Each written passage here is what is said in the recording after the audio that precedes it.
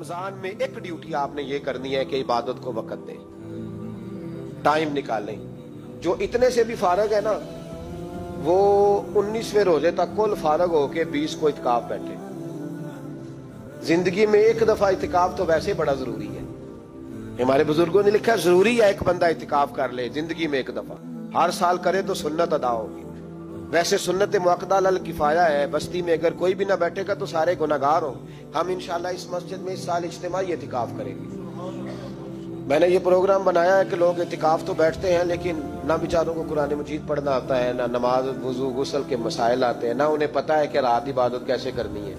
तो मैंने ये इरादा किया, इस साल मैंने माफी लिया हाथ बांध के। मैंने कहा यार सारा साल मैं पूरे मुल्क में घूमता हूँ, इस साल रमजान में मेरा इरादा है मैं सिर्फ अपने शहर में रहूँ, मैं कहीं ना जाऊं, ताकि जो जहां से भी चल के आए उसे फोन ना करना पड़े, मैं उसे मिल जाऊं वैसे ही। तो मैं इंशाअल्लाह ताला यहीं रहूंगा। रमजान की 10 रातें मैं अपने इतिकाफ वालों के साथ गुजारूंगा इंशाअल्लाह। तो इतिकाफ में वक्त दे। दूसरा काम आपने ये करना है रमजान शरीफ में कि कुरान पाक ज्यादा से ज्यादा पढ़ना। पढ़ेंगे इंशाअल्लाह।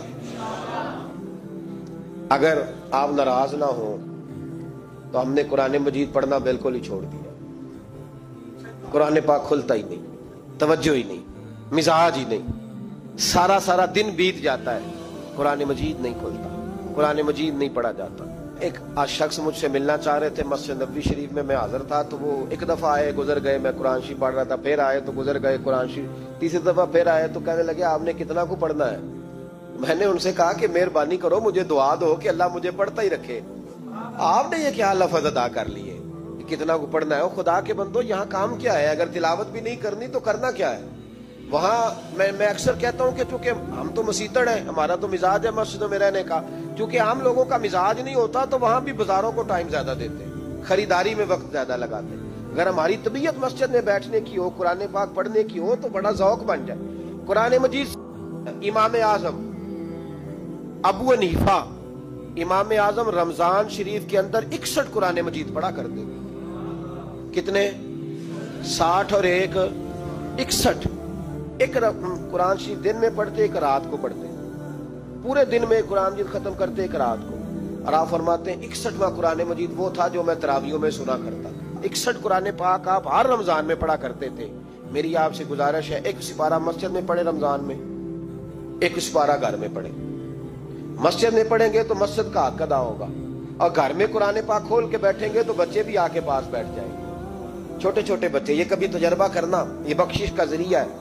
जब आप बच्चों की माँ सवेरे सवेरे बड़ा अच्छा दुपट्टा लेके और मुसल्ला बिछा के और कुरान मजीद की रेल रख के और फिर उसको खुशबू लगा के जब खोलती है ना, तो उसकी जो 2-2.5 साल की बच्ची होती है वो भी कहीं से दुपट्टा ढूंढने लग जाती है, वो भी दुपट्टा लेके आती है और दाएं बैठती है। उसका जो 4 साल का बच्चा होता है ना, अगर अब्बा बैठा है तो 4 साल का बच्चा भी कहीं से टोपी ढूंढ के लाता है, उसे पढ़ना नहीं आता, लेकिन वो भी आके ना सिपारा लेके बैठ जाता है। मैंने देखा है बच्चे थोड़ा थोड़ा हिलने लगते हैं। कसम अल्लाह की इज्जत की, मुझे ऐसे लगता है कि जब बेटियों के बीच मां बैठ के कुरान पढ़ती है और जब बेटों के बीच बाप बैठ के कुरान पढ़ता है, तो मुझे लगता है खुदा के फरिश्ते भी आसमान के दरवाजे खोल खोल के देखते हैं, खोल खोल के दरवाजे देखते हैं कि ये किस तरह का रंग है कि छोटा सा बच्चा, तोतली जुबान। मुझे वो हदीस पढ़ लेने दो जो इमाम जलालुद्दीन सयूती ने रवायत लिखी है। फरमाया हजरत ईसा अलैहिस्सलाम में कब्र के पास से गुजरे तो अजाब हो रहा था, चंद घंटों के बाद गुजरे तो वहीं रहमतों का नुज़ूल हो रहा था। हजरत ईसा अर्ज़ करने लगे मौला मेरी मजाल नहीं मैं पूछूं, चंद घंटे पहले यहाँ अजाब था, अब यहीं करम हो रहा है। अल्लाह भी इसने कोई नेक अमल किया तो है नहीं, कब्र में तो अमल खत्म हो जाता है, इतना करम कैसे। रब करीम ने फरमाया मूसा बंदा बड़ा गुनाहगार था, पापी था, सजा का हकदार था, पर जब इंतकाल इसका हुआ तो बीवी उससे पहले हामला थी, इसके इंतकाल के 2-4 महीने बाद बच्चा पैदा हुआ, फिर उस बीबी ने बच्चा पाला। आज 4.5 साल का बच्चा मकतब गया है, उस्ताद ने बिस्मिल्लाह शरीफ पढ़ाई है, इसके बच्चे ने तोतली जुबान पे कहा बिस्मिल्लाहिर्रहमानिर्रहीम। तो मुझे हया आई है कि इस बेचारे को अभी लफ्ज नहीं अदा करने आते, जमीन पर बैठकर ये तोतली जुबान से मुझे रहमान और रहीम कहे और मैं इसके बाप को सजा दूं। बस बच्चे ने एक दफा बिस्मिल्लाह पढ़ी है, मैंने बाप के सारे गुनाह माफ फरमा दिए। حضرت سیدہ اسما کہا کرتی تھی نبی پاک نے مجھے کہا تھا اسما اللہ کے راستے میں گن گن کے نہ دینا ورنہ وہ بھی تجھے گن گن کے دے گا۔ جب ہم رب کریم کو وقت اس طرح دیتے ہیں کہ دنیا داری کے لیے تو ساری ہمارے پاس ہمتیں موجود ہیں، اور تراویح کا وقت آیا تو بہانے ڈھونڈنے لگ گیا، تراویح کا وقت آیا تو وہ جو ہے اس نے شروع کر دی بات کہ جناب میرے فلان جگہ تکلیف ہے اور مجھے بلڈ پریشر ہو جاتا ہے تو پسینہ بڑا آتا ہے، تو اب تو آسانیاں ہی بڑی ہیں۔ صحابہ کہتے جب ہم مسجد نبوی میں نماز پڑھنے جاتے تھے بارش ہوتی تھی تو مسجد میں پانی کھڑا ہوتا تھا، کیچڑ کھڑا بن جاتا تھا، تو ہم اپنی جھولیوں میں خشک مٹی ڈال کے لے جاتے تھے، اپنی اپنی جگہ بچھا لیتے مٹی، اور پھر ہم نماز پڑھتے تو ہمارے پیشانیوں پر بھی مٹی لگ جاتی۔ تو ایک صحابی جھاڑ رہے تھے تو نبی پاک نے فرمایا نہ جھاڑ، جب تک چہرے پہ رہے گی فرشتے درود بھیجتے رہیں گے۔ اب تو ایسی لگے ہوئے مسجد میں، پھر بھی تو تراویح نہیں پڑھتا۔ تو ایک تو عبادت کو ٹائم دیں، دوسرا قرآن مجید زیادہ سے زیادہ پڑھیں، رمضان میں زیادہ سے زیادہ پڑھیں، مسجدوں میں ٹائم دیں۔ مجھے دکھ ہوتا ہے جب رمضان میں بھی نماز کے بعد مسجد کو تالا لگتا ہے۔ اگر ہم سارے آئیں مسجدوں میں، ہم رمضان شریف کے اندر وقت دیں، جس کے پاس ٹائم ہو وہ آ کے بیٹھ جائے، قرآن مجید کھول لے، تو میرا خیال ہے کہ مسجدیں بھی ہمیں دعا دیں گی کہ دیکھو ہر وقت انہوں نے میرے اندر تلاوت کی۔ ایک اور بات بھی عرض کرنی ہے، یہ مجھے کہا گیا ہے، میری اپنی طرف سے نہیں، یہ مجھے رکا دیا گیا ہے۔ کہہ دوں پکے نمازی ناراض تو نہیں ہو جائیں گے؟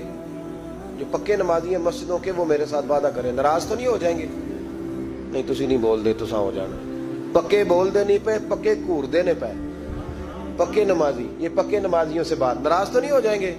بول کے بتائیں، انشاءاللہ کہیں۔ کچے نمازیوں کو شکوہ ہے کہ پکے نمازی رمضان میں ہمیں گھورتے ہیں، روکے دیے مجھے انہوں نے، کہتے ہیں پکے نمازی، کہتے ہیں فصلی بٹیرے آ گئے۔ یہ زیادتی ہے، یہ ظلم ہے۔ آپ پکے نمازی ہیں تو مہربانی کریں، آپ وہ جو آپ نے صف الاٹ کرائی ہے نا اپنے نام پکی کہ ایتھے میں بھینا روز تو کتوں آ گیا، یہ چھوڑ دیں آپ، مہربانی کریں، یہ اللہ کا گھر ہے، یہ کسی کے نام رجسٹری ہو سکتی۔ جو آیا ہے نا بیچارہ، چلو کبھی کبھی صحیح، مہربانی کریں اس کو ٹائم دیں، بیٹھنے دیں، کچھ نہیں ہونے لگا۔ اور جب وہ آئے نا تو دعا کریں، جب اس کو دیکھیں تو کہ یا اللہ یہ آیا ہے تو ہمیشہ آتا ہی رہے، اس کو دعا دیں۔ میرے بچے شکوہ کرتے ہیں، کہتے ہیں پکے نمازی سانس نہیں لینے دیتے مسجد میں۔ اور ایک بات اور، یہ حضرت علی کا قول ہے، اس کو دل کی تختی پہ لکھ لینا، دل کی تختی پہ شیر خدا کی شیروں جیسی باتیں۔ حضرت مولا علی شیر خدا فرمایا کرتے تھے وہ نیکی کرنے والا اچھا نہیں جو نیکی کر کے اکڑ جاتا ہے اور دوسروں کو گناہگار سمجھتا ہے، وہ نیکوکار اچھا نہیں۔ فرمایا کرتے تھے اس سے وہ گناہگار اچھا ہے جو گناہ کر کے کم از کم شرمندہ تو ہوتا ہے نا۔ فرماتے ہیں جو گناہ کر کے شرمندہ ہو وہ زیادہ اچھا ہے اس سے جو نیکی کر کے اکڑ جائے۔ تو تھوڑی سی نیکی کر کے پرہیزگاری کر کے ساری دنیا کو گناہگار سمجھنے لگ جانا، یہ تو بت پیدا کر لیا ہے تو نے اپنے اندر، اس بت کو توڑ دے۔ پتہ نہیں کون کب آئے اور اللہ کا ولی بن جائے، کوئی آیا لے کے چلا گیا، کوئی عمر بھر بھی نہ پا سکا۔ میرے مولا تجھ سے گلہ نہیں، یہ تو اپنا اپنا نصیب۔